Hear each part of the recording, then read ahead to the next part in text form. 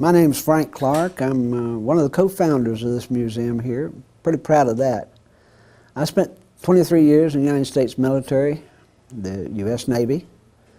A lot of stories, a lot of family separation, a lot of water under the ship's bow. I guess if you ask me, one of the most memorable times in the military service was when my squadron was flying against the Canadian forces up in Comox Canadian Forces, and we didn't check the wind currents very well, and we browned out Vancouver. We haven't been invited back. A lot of ships, a lot of squadrons, but I guess my main claim to fame was after I got out and became involved with Veterans Affairs. And I'd been on board with the Department of Defense Veterans Employment and Training for about 4 years when I was invited to Washington as one of the top 3 veterans representatives in employment and training for veterans in the nation. And we got there, my wife and I, we had a good time, and everybody treated us like VIPs, and we came home, and I was pretty proud of this plaque. And then somebody made mention of the fact that Ray Donovan, who signed the plaque, was asked to resign because of his close ties to organized labor. It took some of the starch out, but not much. I still got it. And being a part of this museum is really, to me, one of the better things that's happened to this Osceola County community, because we have so much support. 254,000 population of Osceola County, a good 55,000 are veterans and veterans' families, and everything's came together.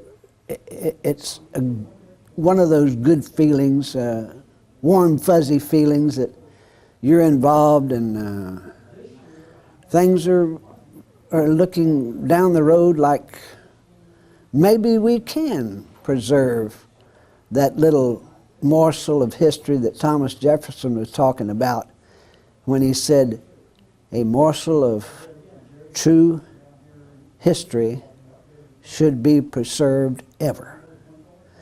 And that's what we'll try to do, in addition to our little old motto, which says, uniting the veterans and community through education. We do have a partnership with the Osceola District School System, and that's a matter of pride with us. And the fact that we started with $27 in the bank and now are able to look around and see about $500,000 worth of memorabilia, and 10,000 people walked through these corridors last year and took a visual trip through history's paths. And the veterans' involvement in the world affairs reach out to them. That's about the story I have. When I was sent to the USS Intrepid on the pre-commissioned detail, and they had no planes, they had no reason for aviation supply clerk, so they assigned me to the plumbers and the pipe fitters.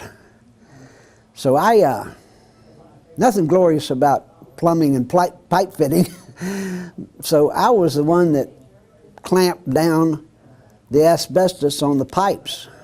The pipe fitter in front of me wrapped them, and I used the come-along to tighten down the asbestos. And it pretty well messed up my lungs. So, hadn't been shot at, but I was one of the ones that was in a place that had dangerous materials. The thing that separates a military man and the normal, everyday basketball player is the fact that we're all sheepdogs. We protect the flock, which is the population. Sometimes we have to shine our teeth. Most of the population don't like it when we shine our teeth, but it's part of being a sheepdog. Normally we're quiet, patient, And we observe the rules, and we kind of take a back seat to everything else until we're needed. One of the major things that we do is we're always glad to get home. We're always proud that we have our families to come back to. And the heroes are the ones that didn't make it. We never should forget that. I guess I'm passionate about Veterans Affairs and veterans in all walks of life, and because you have a camaraderie when you are there and have done that, that's irreplaceable.